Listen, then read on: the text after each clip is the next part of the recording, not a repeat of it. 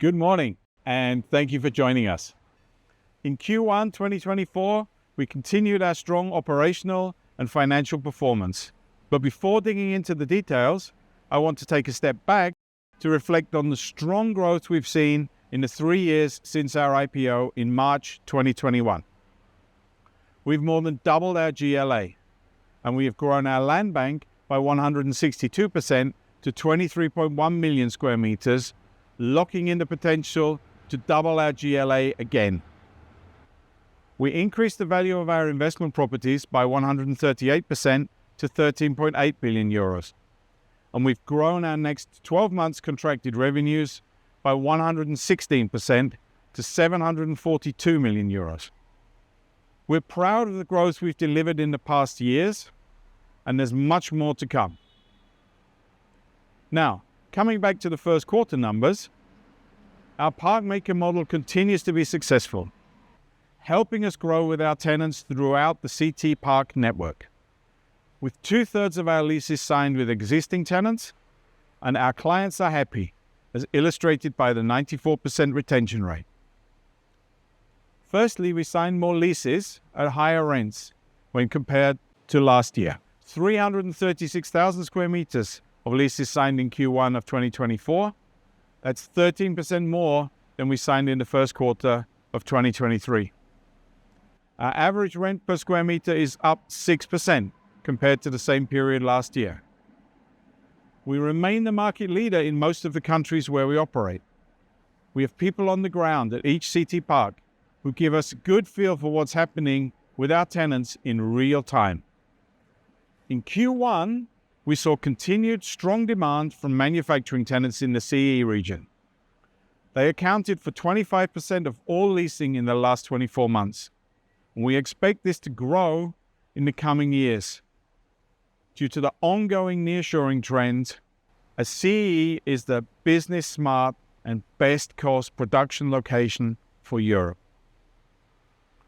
We also saw this with our growing number of Asian clients, who now represent nearly 10% of the portfolio, producing in Europe for Europe. Of course, there's continued strong demand from 3PLs and retailers as well. CE remains undersupplied by A-class space, with GLA per capita below the European average in most CEE countries. So there's still plenty of room for us to grow. Running through our business lines, we grew the portfolio to 12 million square meters of GLA and remain on track to reach our 20 million square meter target by the end of the decade. We have a wide, diversified and international tenant base with over 1,000 blue chip tenants from a broad range of industries. And our tenants pay on time with a rent collection rate of 99.9%.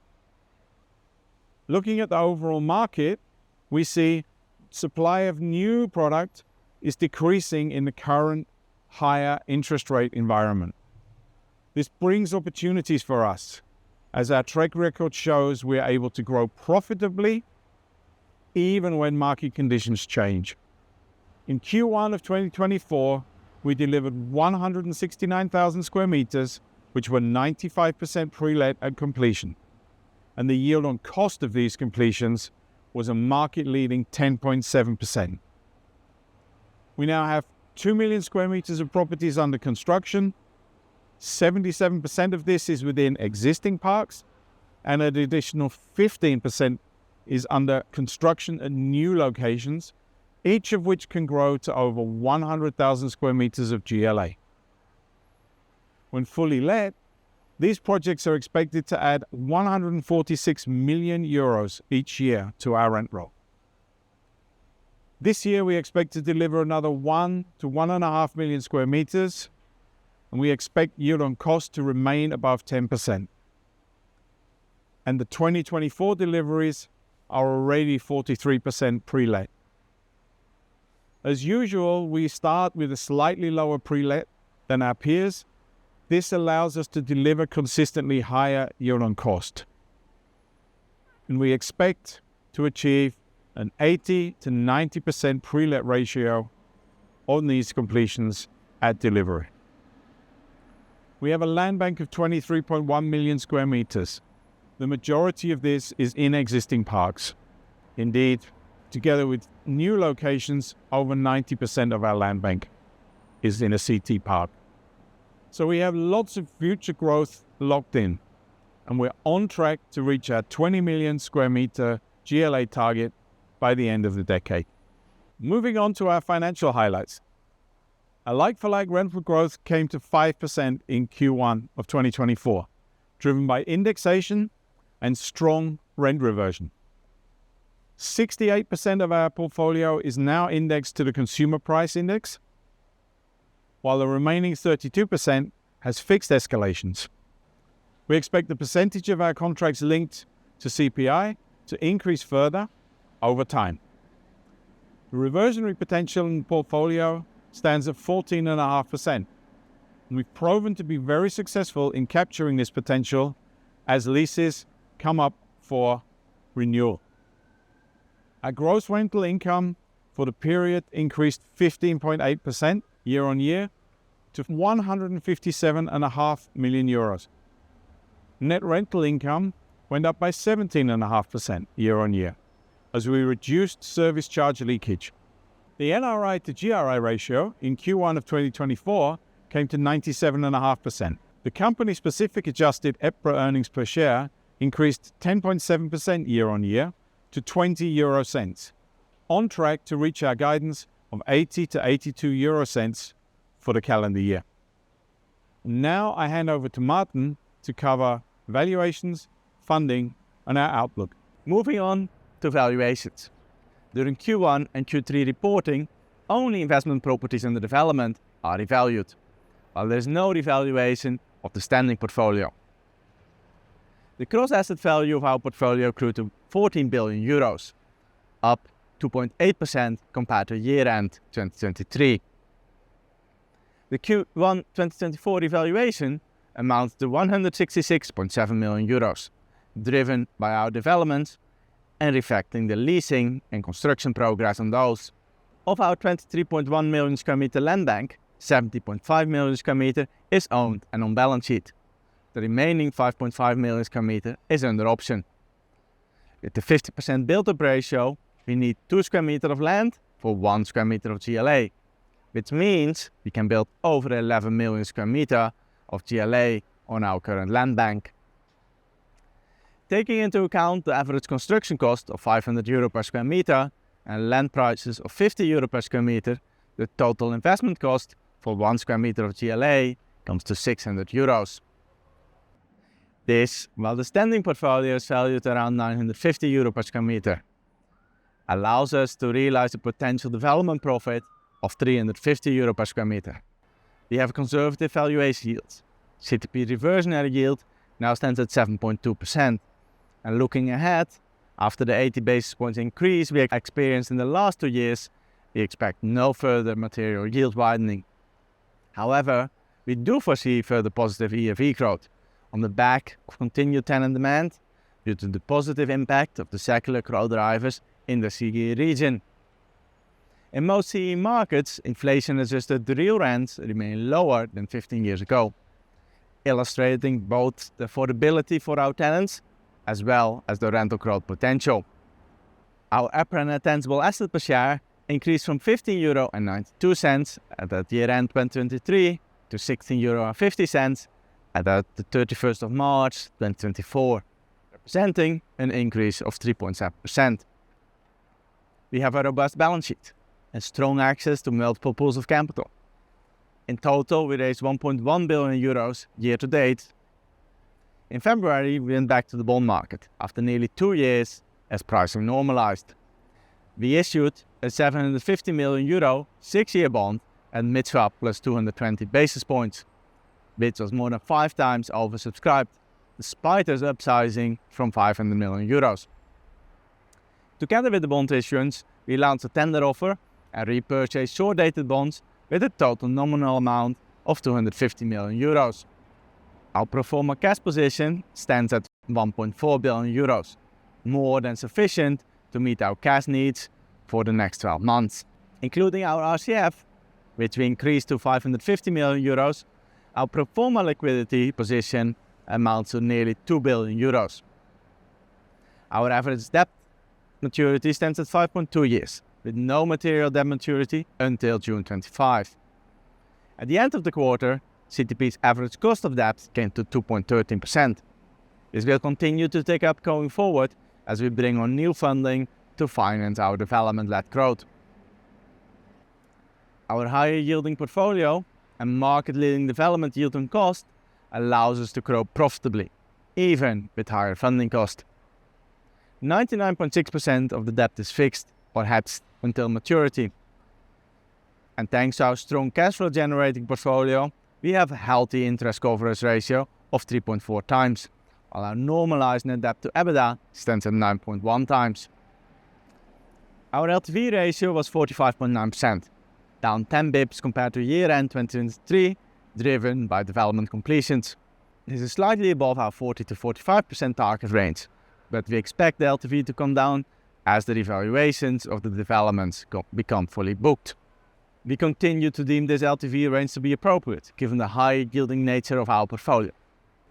We are confident in the outlook for CTP, and despite some slowdown in the macro environment, leasing dynamics in the CEE region remain strong, leading to continued rental growth and supporting valuations. Our pipeline is highly profitable and tenant-led, and thanks to our industry-leading yield on cost, we are able to deliver sustainable and profitable growth, also in the current higher interest rate environment, which sets us apart from other players in the sector. We confirm our EPS guidance of 80 to 82 cents for 2024, and we target to reach an annual rental income of 1 billion euros by 2027, and are on track to reach 20 million square meters of GLA and annual rental income of 1.2 billion euros before the end of the decade. Thank you for your attention, and we now welcome your questions.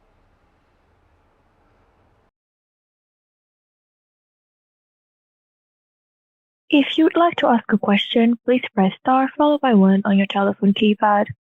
If you change your mind, please press star followed by 2. When preparing to ask your question, please ensure your device is unmuted locally. Our first question comes from Vanessa Guy from JP Morgan. Vanessa, your line is now open. Hi, good morning. Thanks for your presentation. I have 3 questions. So the first one is on the yield on cost. If you could give some color on how this is developing outside of the CEE region. The second one is more on the like-for-like rental growth and what are your expectations for the rest of the year. And then the final one is on data centers. So you commented in your last call that you were looking into this, and I would like to know if there have been any developments on this front. Thank you.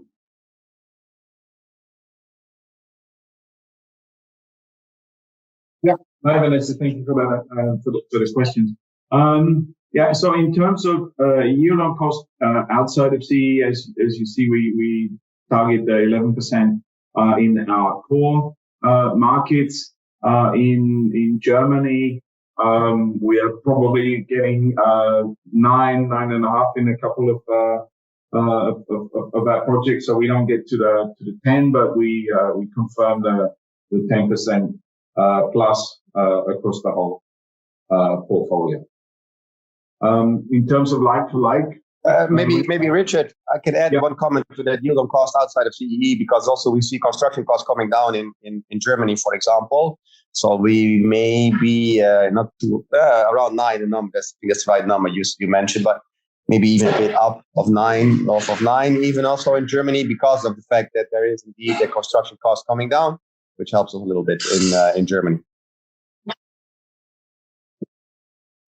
Yeah, thank you. Thanks, Ron. And then in terms of the like-for-like for the rest of the year, excuse me, almost all of the indexation clauses take effect on the 1st of January, which is why we see pretty much our guidance reached for the full year reached in Q1. We do have a few leases where the indexation is 1st of March or 1st of April, but going forward, any real change in the like-for-like will be driven by our capacity to capture reversionary growth. As you know, we have reversionary potential of 14.5%. At the end of last year, we continued to see ERVs grinding higher in most of our markets. So we think we're in a good place to deliver on 5% plus. And then finally, on the question on data centers, we are still in research mode there, checking out where and how we think we would possibly be able to fit them into our park network. Now, if you look at our tenant mix, we have a very strong percentage of manufacturing. Around half of our tenants are manufacturing, so we're quite used to the idea of needing a lot of energy. So we do see. We think that we will see a number of opportunities across our network, maybe also in one or the other brownfield in Germany.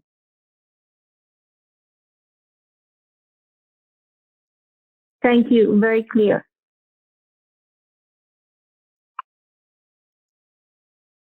Our next question comes from Bart Gysens from Morgan Stanley. Yeah, hi, good morning. Bart Gysens from Morgan Stanley. Look, everything is clearly going very well operationally, but we saw vacancy tick up a bit to 7%. And I don't want to put too much emphasis on a one quarter move, right? But could you perhaps provide a little bit of color on, is this a timing thing? Is this a 1 quarter thing? Is this strategically that you allow your vacancy to go up a little bit more? And perhaps a bit of color on how you could see this develop over the year. Thank you.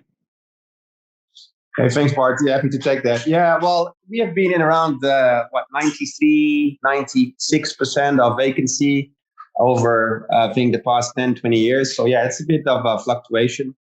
But we would remain on target to be around 95%. In some markets a bit higher, others a bit lower. But average portfolio, 95% occupancy remains the target.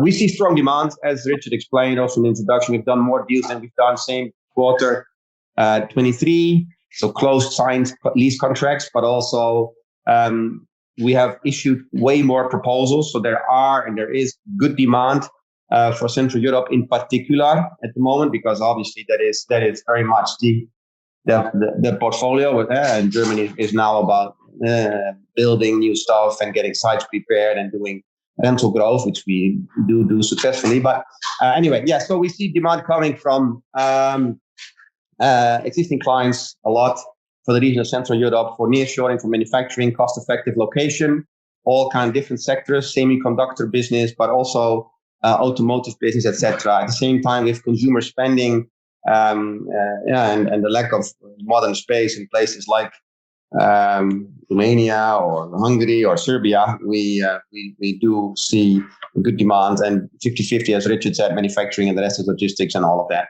So quite positive. And with regards to Germany, again, we also signed a pre-lease with a Taiwanese semiconductor producer, if you like, part of the ecosystem, part of the network we have in Taiwan, where we have been active for more than 2 decades. A company called Quanta, and for them we're gonna build a super high-tech facility in Germany, in Jülich, close to Aachen. So also new developments have started in Germany, but overall good and strong demand from the different industries. Yeah, and then but maybe to add on that, but if you look to Q1 leasing is always slightly lower than other quarters. So typically you see the take up in leasing from Q2 onwards. So it's naturally you see sometimes the quarterly volatility. So you shouldn't read too much into that. If we look, for example, into April, in April already we signed more than 200,000 square meters of new leases. So that continued demand is going on, and like Remon said, we expect that occupancy to remain around 95%. Great. Thank you for the color. Thank you.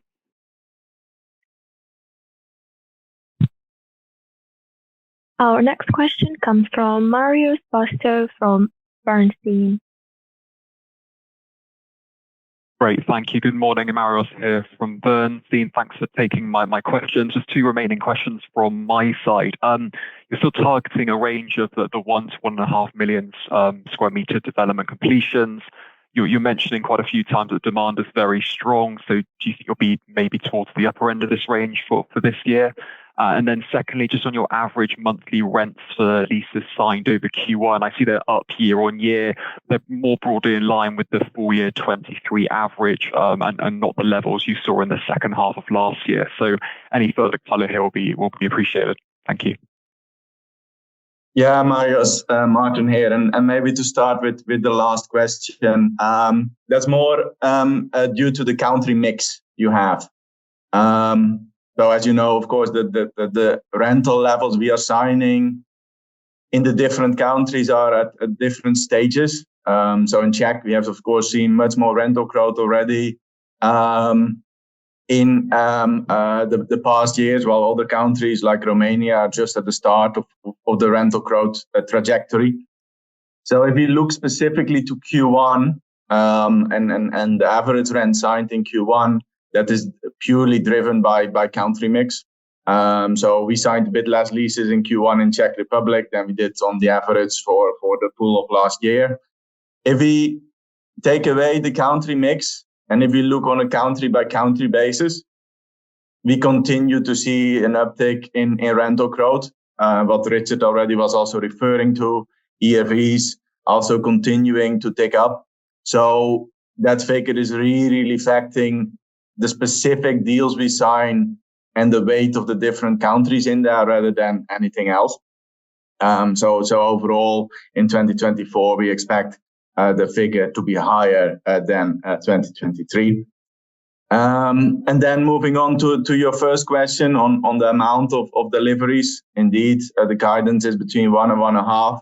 If tenant demand remains as strong as we see now, we indeed will most likely be on the upper end of that range.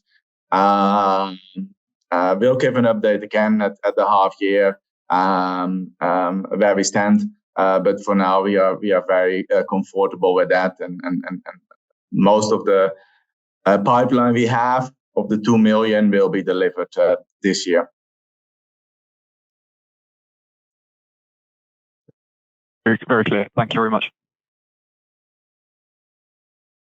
Our next question comes from Steven Bowman from ABN AMRO. Hi, good morning, and thank you for taking my question. Sorry for that. One follow-up on the previous question on the vacancy. Which countries do you see the vacancy today? Is there any relationship to the weaker macro in some specific countries? No, I think. Sorry, Maarten. Sorry, too late. Well, the vacancy, I think, if I may take this, you add the vacancy currently for CTP and is in Poland. The Polish market, as you remember, we entered last year or the year before, maybe we did the acquisition. We started to build on a speculative basis. And we knew that we need time to work on doing lease deals in order to get rid of vacancy in Poland. And that's where the highest vacancy is. Why is that? Well, we wanted to enter the market, make sure that we do have properties available to offer. That was our market strategy at that time, which I'm happy to say and confirm that it worked out quite well for us. And that is the way we have been able to secure a nice position in the Polish market, which is Central Europe's largest country. And what we believe very much a location where companies will continue to go to for their nearshoring for in Europe, for Europe, for manufacturing related to automotive, semiconductor industry, but also defense industry related, etc. So that's why.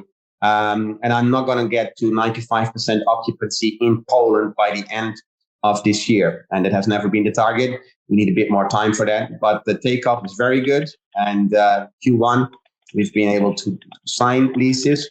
Q2 will continue to sign. It's obvious, mostly Q2 is stronger in terms of signing, as Maarten also confirmed. So that's the one market. Other markets, core markets, low vacancy in Czech, no vacancy in Slovakia, nothing in Serbia, maybe a bit below the 95 in Romania. We have been quite enthusiastic in Bucharest, but also on the west, along the west border with Hungary. So there, I think 93% occupancy at the moment.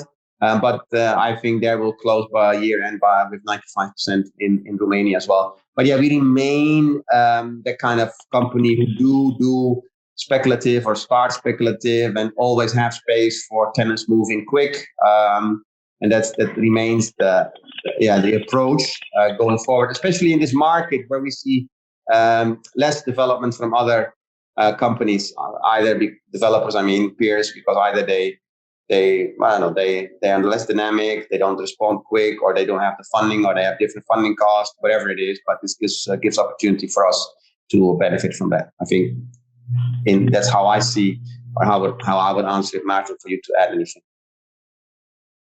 No, that's it. Okay, very clear. Then one second and last question. We see more brownfield developments in Western Europe along with densification, so higher GLA to land ratios. Given your comments on the strong markets in CEE, can we expect more brownfields and densification in your countries too going forward?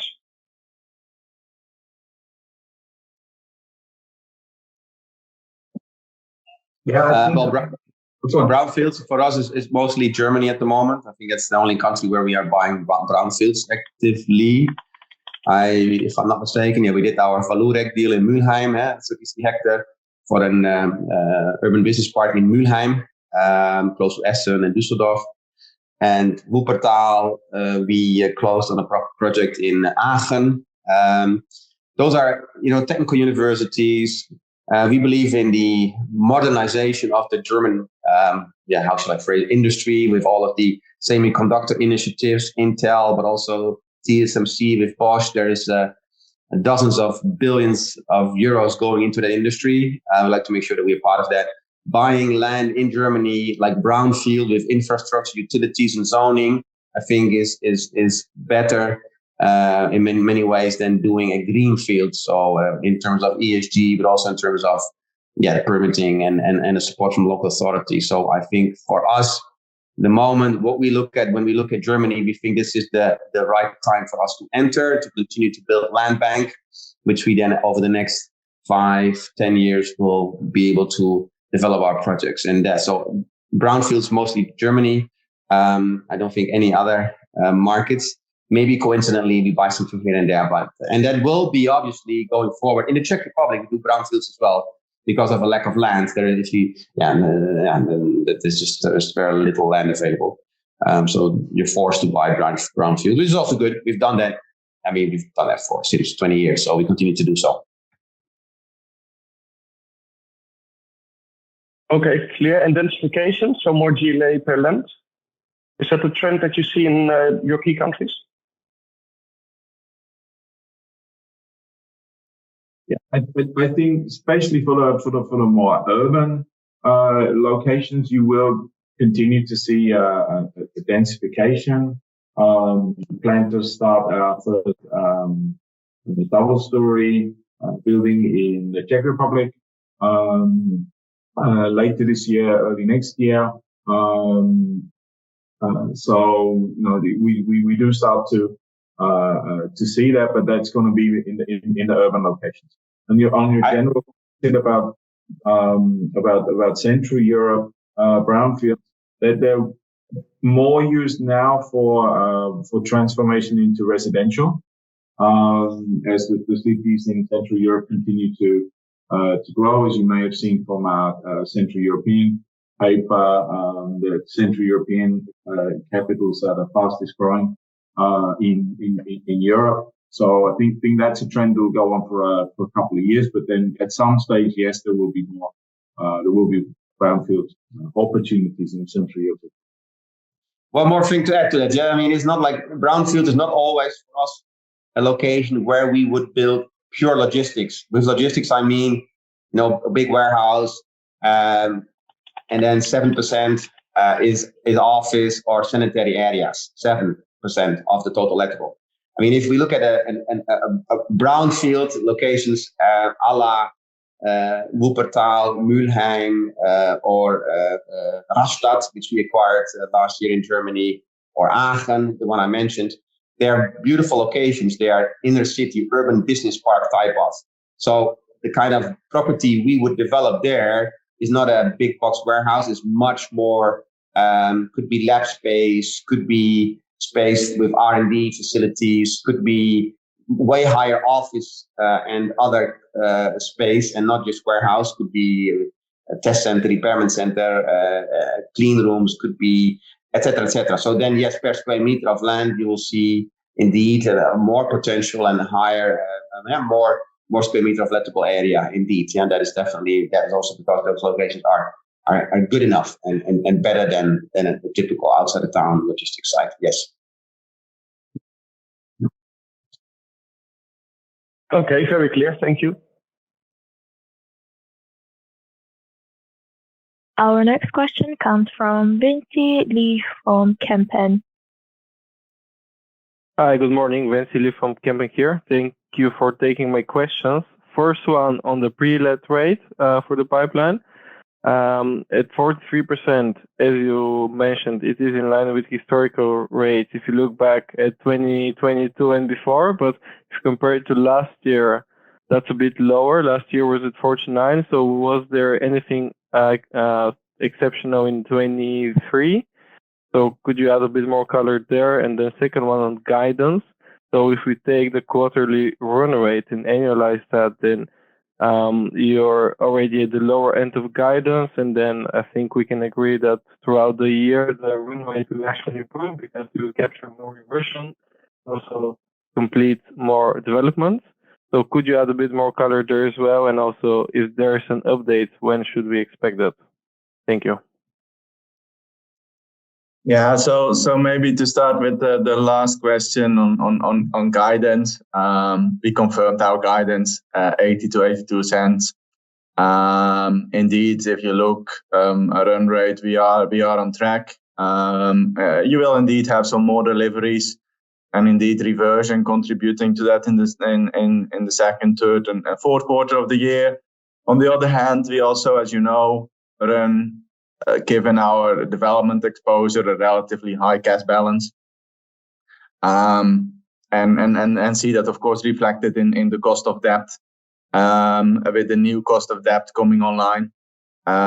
So we did, of course, a bond in February with a coupon of 4.75. If you currently look at marginal cost of debt, it's in the range of 4.50 to 4.75.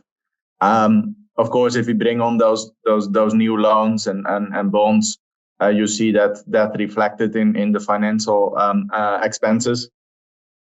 So that's why we stick to the guidance we have given. We will confirm or upgrade or change our guidance, and we look at it quarter by quarter. At this stage, we are very comfortable with the range of 80 to 82. But we'll give you an update again at the H1. And then to move to your first question, which was around the pre-let. Indeed, you refer to the figure of last year, which we had at the Q1. As you might remember, that was excluding Poland, where we started, like Remon mentioned before, some more speculative developments. The figure this year includes Poland. So there is a slightly difference in the scope there. So if you look to overall pre-letting, we are very much on track and a similar trend than last year. Yeah, and our target is to deliver the buildings. Very clear, thank you. Our target is to deliver the buildings at 80 to 90% on completion. As you've seen in the last years, our deliveries are normally loaded towards the back end of the year, as the summer is the main construction season. So we're very comfortable with where we are at the moment. Leasing later is better for our yield on cost because rents continue to go higher. Very clear. Thank you. Our next question comes from Rob Jones from BNP Paribas. Morning, team. How are we doing? Couple of quick ones. Firstly, thank you for the detail on the delta between the portfolio value per square meter and the all-in development cost per square meter to give us a real clear computation as to how we can think about the current future potential for the development pipeline.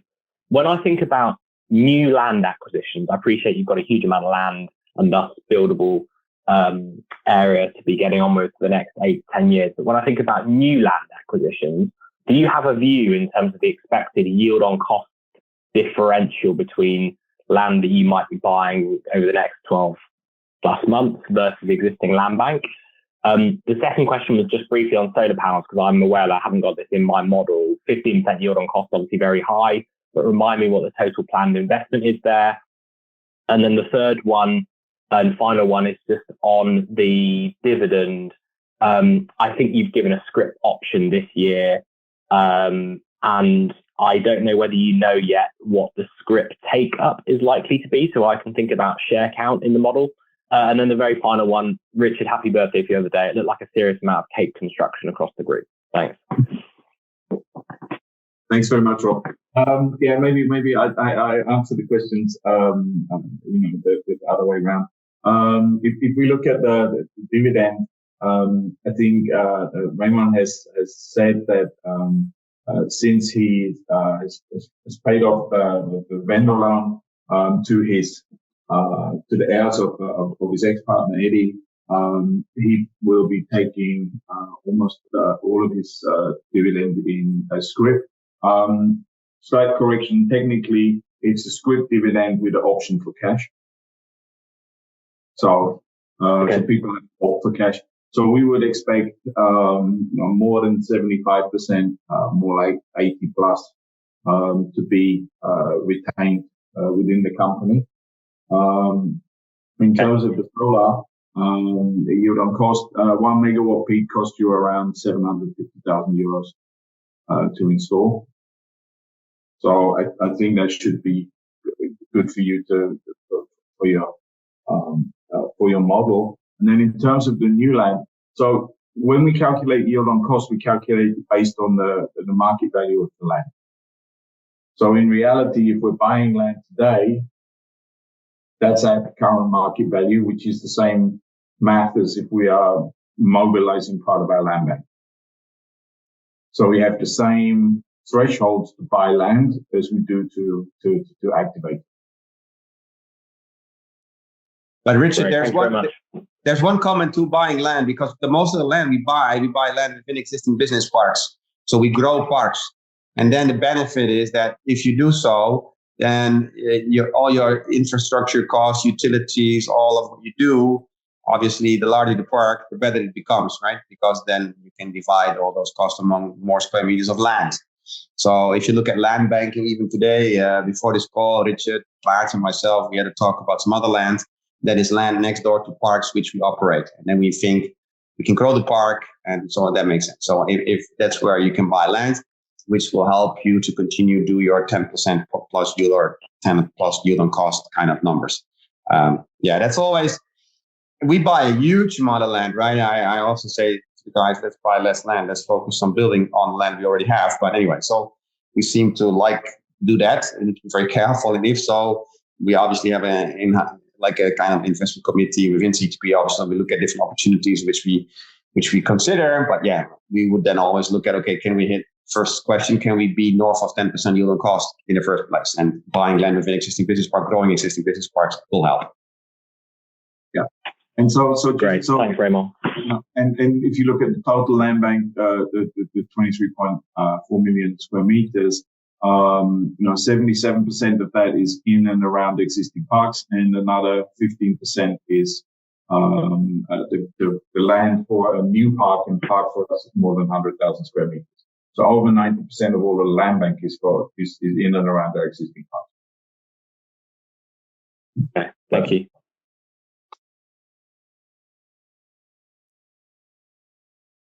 As a reminder, to ask a question, please press star followed by 1 on your telephone keypad. Our next question comes from Suraj Goyal from Green Street. Thank you. Good morning, all. You mentioned on a few occasions that you expect ERVs to continue to grow, and I just wanted to get a bit of a sense on if you have some additional color on which of your markets you expect to see the highest growth versus the lowest, and how much you think you expect them to grow over the next 1 to 2 years based on some of the structural tailwinds you referred to. Would around 5% per annum be reasonable on average? Hi. So if you look to ERV growth and the quantum, we haven't given a specific guidance on the amount, but the figures you mentioned, slightly ahead of indexation, can be reasonable. As we see continued more demand, so you would expect that the ERV growth outpaces indexation a bit, but that's the theoretical analysis of that. If you look to which specific countries, as I said earlier, it depends a bit on what states they are in. So, for example, coming back to Czech Republic, we have seen already a lot of ERV growth there. So for us there, the potential is more to capture that. So the highest reversionary potential we have in Czech, next to Germany. But that's with, of course, our specific portfolio in Germany, which is under rented, and where we have the catch-up potential with rents on expiry increasing 30-40%. But if we look to the CE markets, Czech has seen the most rental growth, and like I said, opportunity for us to capture. Other markets, we are just at the beginning of that. Romania, we only start to see the rental growth, so there's much more potential there long term. Slovakia also have seen some opportunities for rental growth there. So it depends a bit on where the market is at simply in terms of maturity. But on average, we expect to see rents growing in all of our markets. The quantum might be slightly different from market to market. Perfect. Thank you, Maarten. Very clear. Our next question comes from Jonathan Kownator from Goldman Sachs. Good morning. Thank you for taking my question. Just one, please. Obviously, you're describing strong markets. You have a huge land bank available. What would be the conditions for you to be able to accelerate your development pipeline, if you think that would make any sort of sense? Thank you. Yeah, thanks, Jonathan. Look, I mean, we're constantly looking at the market in all of our, everywhere across our region. And if you like, what Remon said earlier, our core business is we build a building next to one or ones that we already own in parks that we already own, and we lease those to tenants who we already know. So the real guide for us will be when we feel the tenant demand getting even stronger or firming up again. So that's something that we kind of review on an ongoing basis. We had 2 million square meters under construction at the end of 2023. We delivered 169,000 in Q1. We started the same amount, so we have 2 million square meters still under construction. So for now, we feel very comfortable reloading the pipeline. And there can come a time where we say, yeah, we think we can also go a bit quicker as well. So should we think that the 2 million square meter is a good number to have a run rate going forward, right? Yeah, I mean, yes, but that there's not all the things that we're going to be able to deliver within the 12-month period. Okay. Very clear. Thank you.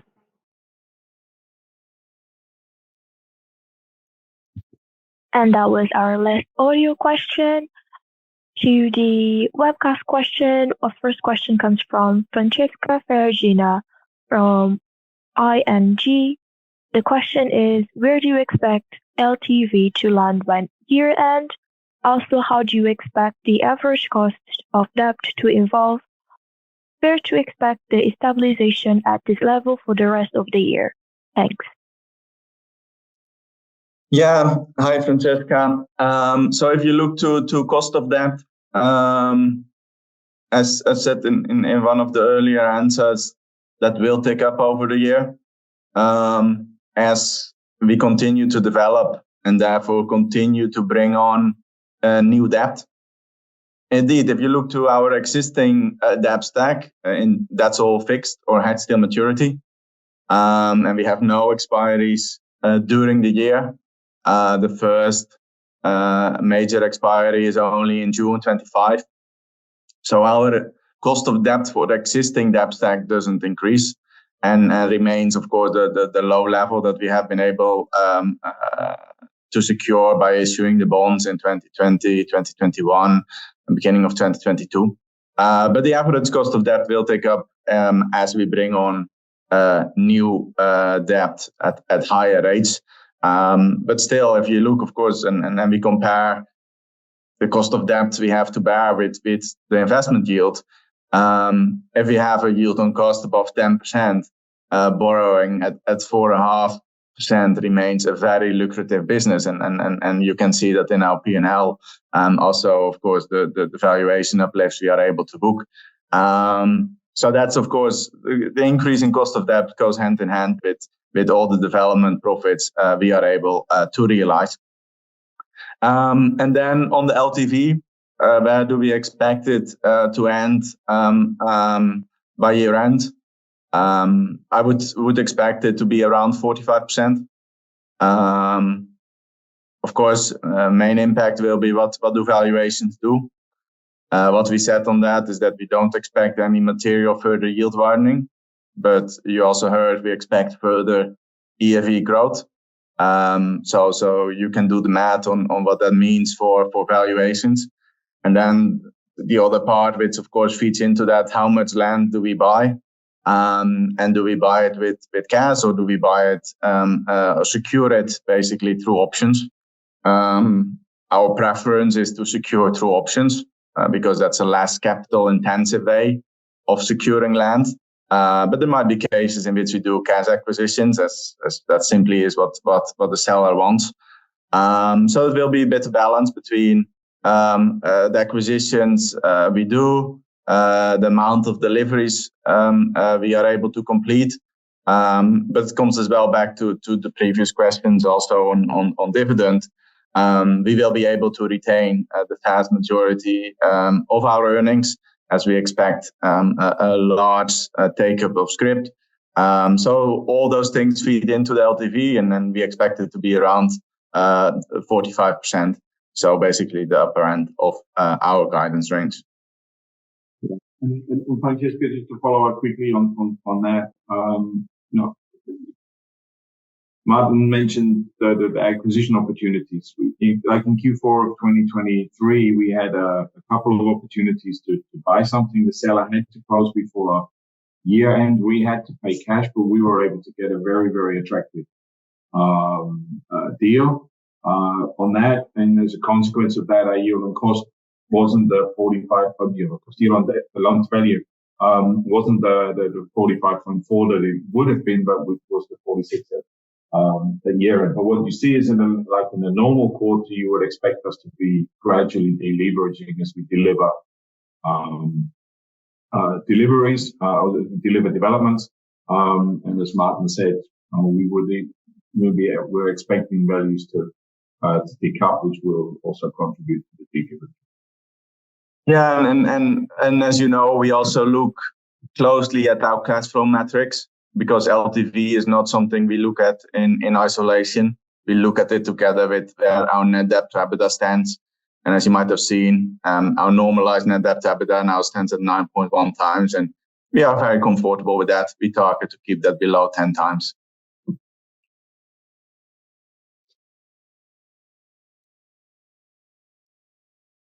We currently have no further questions, so I will hand back over to the management team to conclude. Yeah, we'd just like to thank everyone for their interest, for their questions, and wish you all a great day. Thank you very much, everyone. Thank you.